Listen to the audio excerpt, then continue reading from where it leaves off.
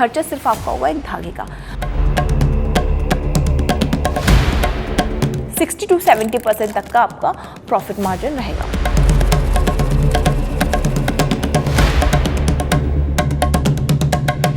और ये एक unique and environment friendly business है।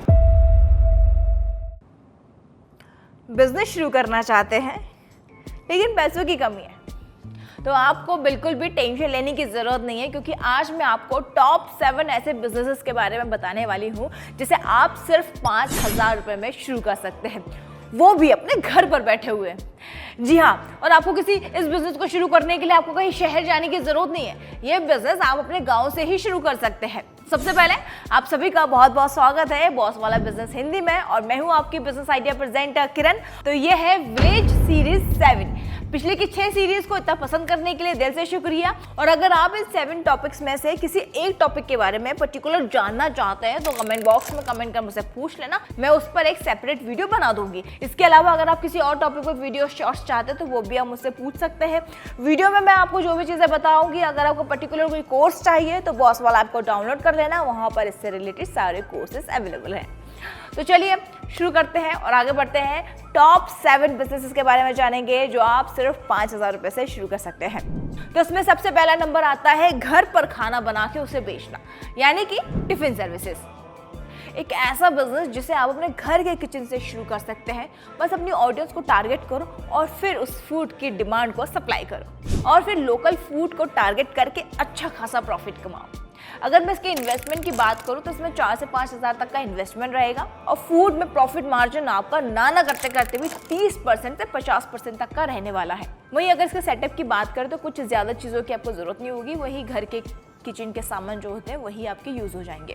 हाँ, लेकिन सबसे इंपॉर्टेंट, आप कोई भी बिजनेस शुरू करते हो उसमें लाइसेंस की ज़रूरत पड़ती है, लेकिन अगर आप छोटे लेवल पे बिजनेस शुरू कर रहे हैं तो आपको लाइसेंस की ज़रूरत वैसे नहीं पड़ेगी। तो वहीं अगर आप इसे बड़े लेवल पे शुरू करना चाहते हैं तो आपको FSSAI लाइसेंस की ज़रूरत पड़ेगी, उसे आप ले सकते हैं। अब लोकेशन क्या होगी तो आपको देखना पड़ेगा कि आप कहाँ शुरू करते हैं, कहाँ पर ज़्यादा भीड़ होती है, कहाँ आप अपनी चीज़ें बेच सकते हैं। और हाँ, इसके लिए आप अच्छी मार्केटिंग ज़रूर करिएगा। अगर आप अपने आसपास के लोगों से मिल रहे हो तो एक व्हाट्सएप ग्रुप बनाइए, वहाँ पे व्हाट्सएप जैसे वो आपको ऑर्डर दे पाए कि उन्हें क्या खाना है या उन्हें आज फूड चाहिए नहीं चाहिए। क्योंकि अगर 5,000 से शुरू करें तो आप स्विगी जोमेटो पर तो आप नहीं जाएंगे, और हर जगह स्विगी जोमेटो आज भी अवेलेबल नहीं है। तो जहाँ पर नहीं है ऐसी जगहों पर आपके पास व्हाट्सएप है, और व्हाट्सएप पर ग्रुप बनाइए, और लोगों के फीडबैक या जो कुछ ऑर्डर कर रहा है आप उनको अपना खाना उन तक पहुँचा सकते हैं। अब सेकेंड बिजनेस आइडिया के बारे में बात कर लेते हैं, जो है मोबाइल चार्ज और बिल पेमेंट। अगर आपके पास मोबाइल फ़ोन है और उसमें इंटरनेट है तो आप अपने ही गांव में रिचार्ज और बिल पेमेंट की सर्विसेज को ओपन कर सकते हैं और अच्छा खासा पैसा कमा सकते हैं। इस बिज़नेस को शुरू करने के लिए आपका इन्वेस्टमेंट वही 4 से 5,000 तक का रहने वाला है। और हाँ, अगर इसके प्रॉफिट मार्जिन की बात करो तो 5 से 10% तक का इसमें आपका प्रॉफिट रहेगा।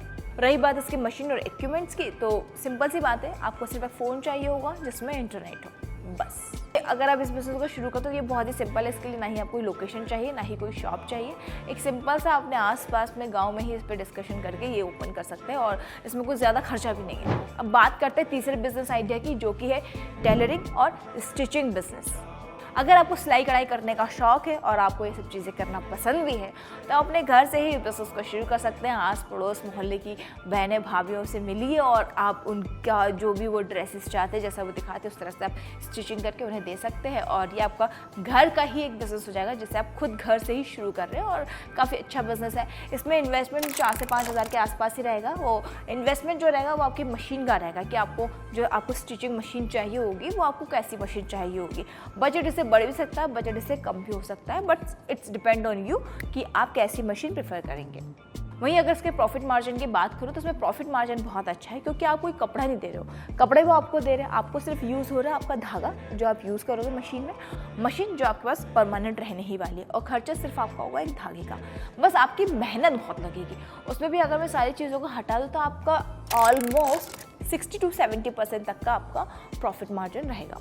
अब देखो, आप कोई दुकान में एक जगह इसकी शॉप खोलोगे, सिलाई की दुकान खोलोगे तो लोगों तक खबर पहुंच ही जाएगी। वहीं आप अपने शॉप के बाहर बड़ी सी होर्डिंग लगा सकते हैं, या टेम्पलेट बना सकते हैं कि आपके यहाँ पर आप सिलाई कढ़ाई की आपकी दुकान है, आप किस तरीके की आप सिलाई कर सकते हैं। तो उसमें आपको छोटी बहुत आपको मार्केटिंग करानी पड़ेगी, बस फिर आपका बिजनेस ये बहुत अच्छा चलने वाला है। अब आप सोच रहे होंगे कि दीदी आपने जितने भी बिजनेस बताए हैं वो सारे फीमेल से रिलेटेड है।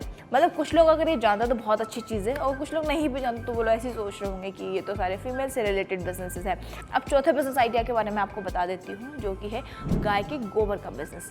जी हाँ, उपलो का बिजनेस। उपलो का बिजनेस भी बहुत अच्छा है और ये एक unique and environment friendly business है। इस बिजनेस को आप ऑनलाइन ऑफलाइन दोनों तरीकों से बेच सकते हैं। सबसे खास बात यह है कि इस बिजनेस को शुरू करने में कोई ज़्यादा इन्वेस्टमेंट की भी ज़रूरत नहीं है। गाय आपके आसपास होगी, आप लोगों से गोबर इकट्ठे करिए, उसमें आपकी जो फसल होगी फसल के हस्क मिला दीजिए और जो भी उसमें चीज़ें होती है वो सारी चीज़ें आप मिक्स करिए, जिस तरह से आप उपले बनाते हैं।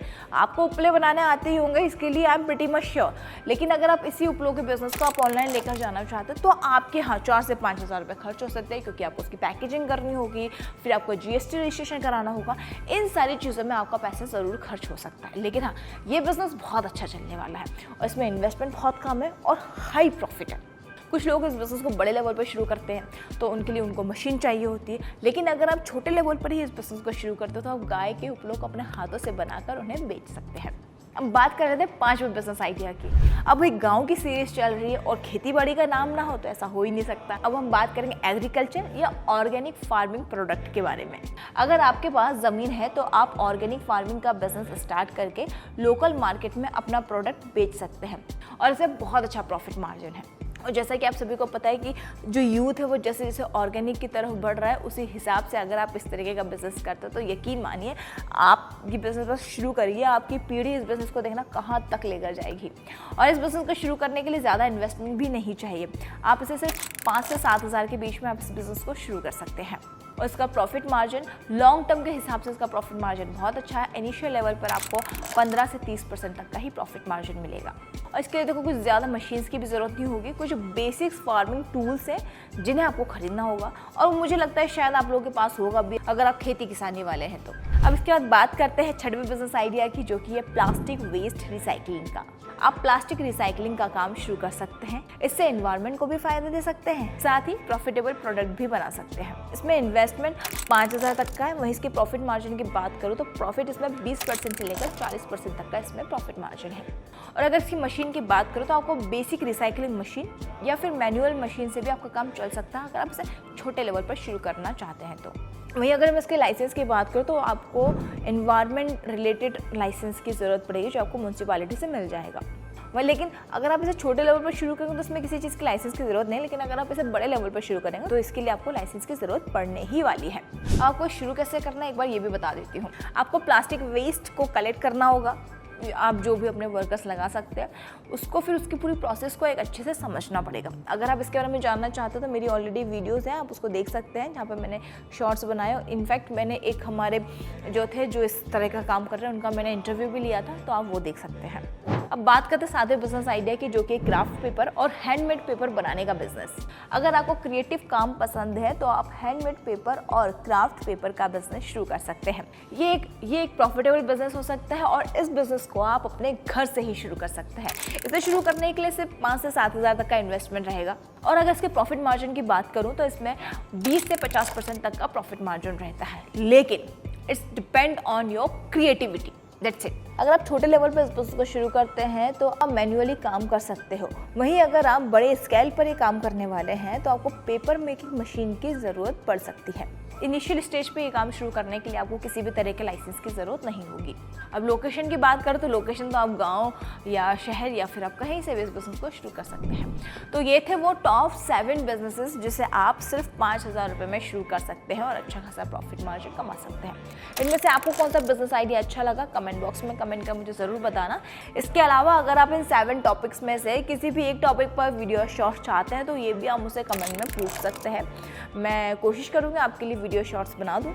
और फिलहाल मुझे एंड तक देखने के लिए दिल से शुक्रिया। आई होप आप सभी खुश होंगे, तंदुरुस्त होंगे, अपने आसपास वालों का ऐसे ही ख्याल रखिएगा और मुझे एंड तक देखने के लिए दिल से शुक्रिया। बॉस वाला, बी द बॉस।